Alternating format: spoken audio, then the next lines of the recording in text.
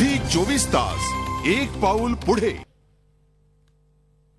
LBT विरोधात पुणे आणि पिंपरी चिंचवडमध्ये व्यापाऱ्यांनी बंद पुकारला असला तरी पिंपरी चिंचवडमध्ये सर्व मॉल धारकांनी मॉल उघडावेत असं आवाहन पालिका प्रशासनाकडून करण्यात सर्वच्या सर्व मॉल उघडे ठेवण्यात आलेले आहेत, जेणेकरून ग्राहकांना जीवनावश्यक वस्तू आहेत त्या खरेदी करण्यासाठी काही अडचणी येऊ नये या दृष्टीने पालिका प्रशासन आणि पोलिसांनी मिळून नागरिकांना तसं सूचना केल्या होत्या की मॉलमध्ये जाऊन तुम्ही वस्तू खरेदी करू शकता।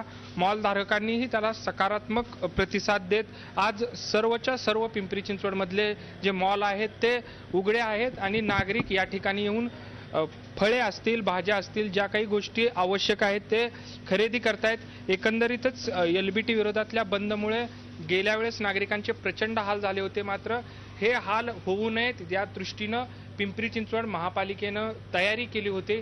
त्यानुसार आज बंद जरी असला तरी नागरिकांना तुलनेने कमी त्रास होताना दिसतोय। झी मीडियासाठी कैलासपुरी, पिंपरी चिंचवड। झी 24 तास एक पाऊल पुढे।